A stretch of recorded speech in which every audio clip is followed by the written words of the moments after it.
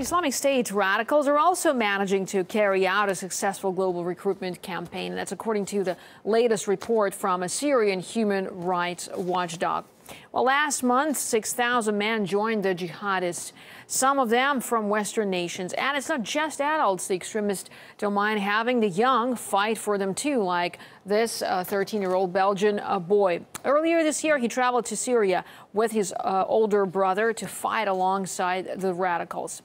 Now, the Islamic State has been increasingly turning to social networks. One extremist posted images of a child decapitating a doll in a reenactment of the American journalist execution. The caption urges followers to, quote, teach your children to cut necks, end of quote. Now, let's discuss the story with Sukan Chandan, an activist and journalist who joins us live from London. Now, Mr. Chandan, what do you personally think of the situation, and specifically, how much damage can this huge PR campaign of Islamists have on the West and Europe, for that matter, as we know that they're opening up their centers in the UK and Canada? Well, the propaganda from the death squads known as quote-unquote ISIS is nothing but actually a reflection of the mainstream Western foreign policy. Because Western foreign policy is saying Assad is a tyrant that needs to be overthrown, Putin is a tyrant that needs to be overthrown, and supporting color revolutions, etc. China is a big problem. Libya before under Muammar Gaddafi needs to be overthrown. And actually with Libya and then with Syria, we've seen these exact death squads ally up openly together in the destruction of Libya. So it went in the mainstream, and still today there's sympathetic voices in the mainstream who are reporting these death squads who are going from Britain, Belgium, France and other countries, but particularly particularly Britain. And that's no coincidence, because Britain has been in the forefront of developing this global entrapment strategy, this global counterinsurgency strategy. And the parallel can be seen actually with the way they dealt with the death squads in the occupied 6 counties of Northern Ireland, the loyalist death squads. It's very similar, basically proxies promoted by London, Washington and Paris as enemies. So it develops this deceit and this fog of war in all of this mess.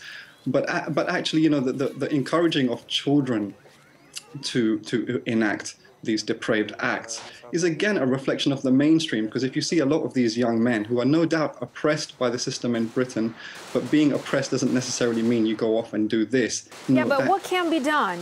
What can be done to reverse this trend, to change the situation, to stop this spread? I think there's 2 main things that people should really focus on. First of all is to ally up with the effective and functional counter-terrorism strategies, which is not coming from London and Washington, but actually is coming from Moscow, Beijing, Damascus. Hitherto it was coming from Tripoli, but that's no longer, and from places like Algiers, etc. These are countries that have a viable counter-terrorist strategy, and the terrorism is being promoted by London and Washington, because who is London and Washington's main ally in the so-called war on terror? It's no other than the 2 pillars that actually promote and facilitate and fund these death squads, which is the Gulf monarchies, particularly Saudi Arabia and the Qatari monarchy, and on the other hand, the Pakistani military intelligence. So there is. Mr. Chandan, yeah, just want to ask you one question briefly, as we're running out of time. The radical group is quite vocal, in fact, about what they want to do, and they specifically threatened by saying, I quote, retake some Western states, for example, Spain. Do you think this is a real threat, or is this a PR move? Very briefly, if we could. No, this is pure PR nonsense, and these people are promoted as enemies. Now, these people wouldn't have got anywhere if they weren't promoted as enemies by the West, and the West wasn't bombing them and mushering them, and at the same time supporting them in Syria and Libya. So there is no threat to Spain by these people, but what there is a threat is it's possible that the British intelligence services will allow one of these people to conduct some terrorism in London, just as they did under 7/7. The British intelligence services have all of these guys under heavy monitoring. Their phones, their computers, etc. Right. Sukan Chandan, activist and journalist, thank you so much for talking to us here on RT International.